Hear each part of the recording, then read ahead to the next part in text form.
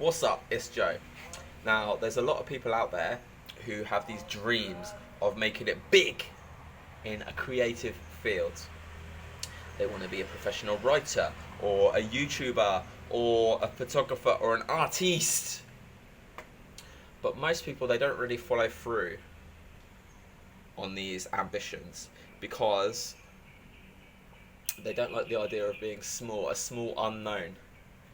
Alright? These careers are only really glamorized for people once they make it big. Like people, they just want to be put on and become a superstar straight away.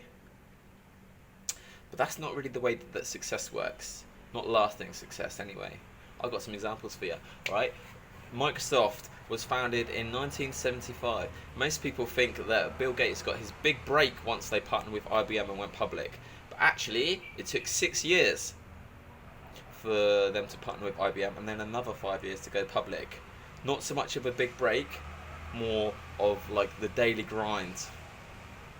Apple was founded in 1976. They didn't make a drop in the ocean until the Mac came out 8 years later in 1984.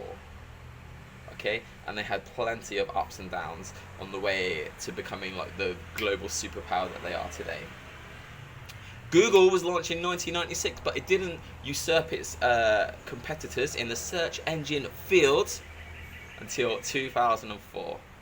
Right, and that's when they went public 8 years later.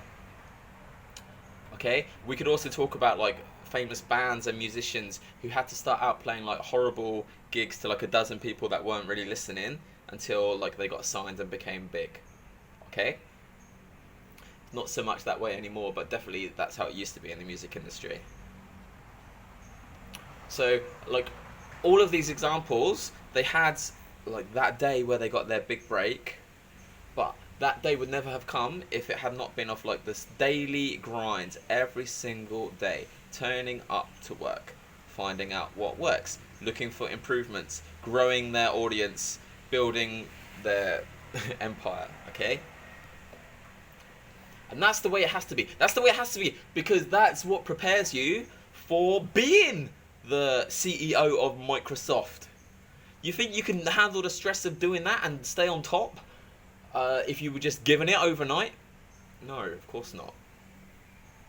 How are you meant to deal with the stress of being the CEO of Walmart if you can't handle the stress of working in the stockroom every day or dealing with shitty customers on the checkouts?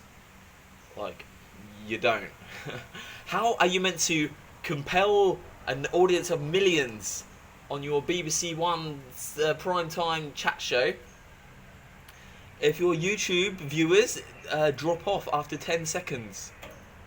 No, you have to build your skills, you have to build your craft. And that's how you get lasting success. Look, I know there are lots of people that get like put on overnight. Look at, or very, very quickly at least, look at child movie stars, look at reality TV people that go on to do like whatever the fuck. Okay? These people are out there, but it's no coincidence that most of them, they disappear into obscurity very, very quickly. Okay? Or they go insane from the pressures of fame and become a drug addict. Okay?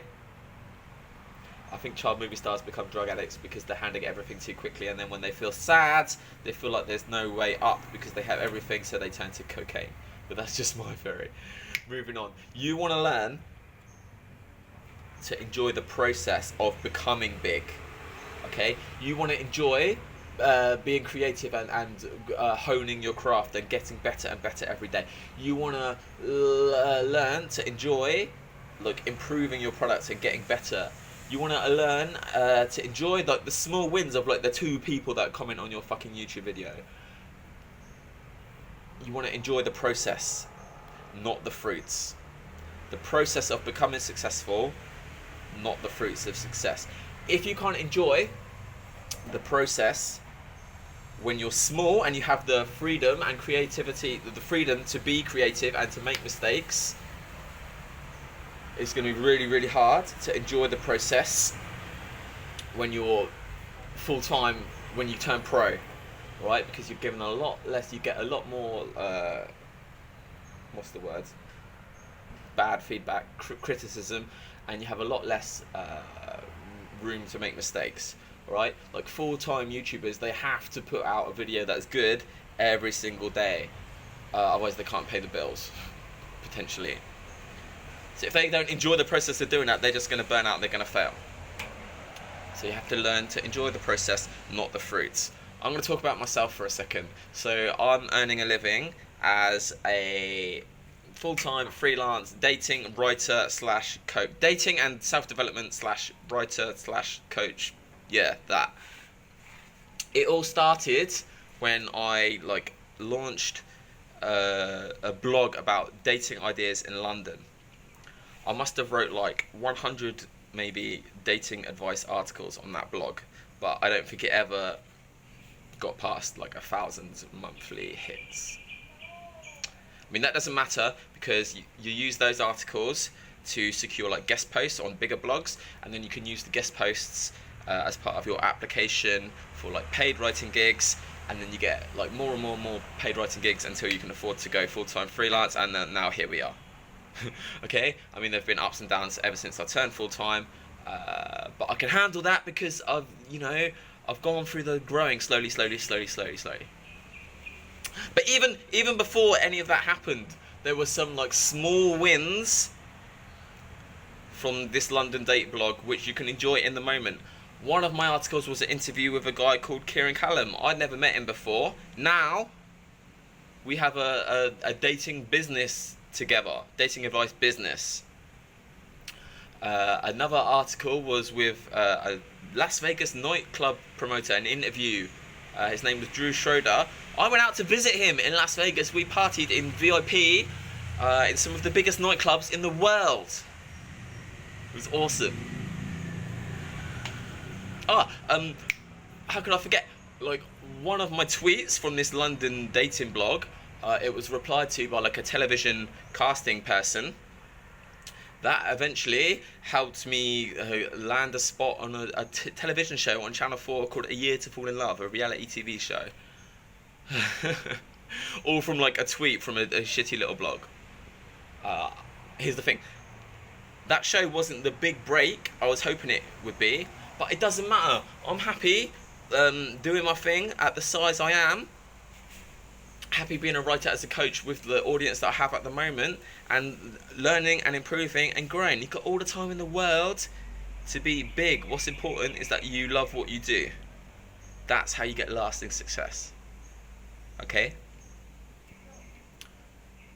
And guess what? You don't even need to be that big to be successful. Alright, maybe some of you, you see the giants in your field, for self-development motivation, Jay Shetty or Infinite Waters, and maybe you see them, you're I'll never be as big as them, I'll never be as good as them, so I might as well just give up. Well, you don't need to be as big as them. You don't even need to be really as good as them. Okay, there is a theory, it's really popular, by Kevin Kelly. It's called 1,000 True Fans. He says that all you really need to do is find 1,000 people who like your stuff enough to pay you $100 a year for it, whatever you're putting out there. Now you have a 6-figure business from 1,000 true fans. That's it. The key to doing this is to put your unique, unfiltered personality out there for the world to see. Spread it far and wide. Don't be embarrassed about being small. Just let as many people as you can hear what you have to say. Okay? Show them your unique, unfiltered ideas, your unique, unfiltered personality. And then you will find people who vibe with you, and they vibe with you more than the number one person in your field. They vibe with you more than Jay Shetty, more than Infinite Waters, because they vibe with your personality. Okay. And then they become your true fans. Your true fans don't care whether you are big or small. A lot of them like that you're small because there's more of a personal connection. So if your true fans don't care whether you're big or small, maybe it's time you started feeling that way about yourself. This is Joe, hope you enjoyed the video, and I'll speak to you real soon.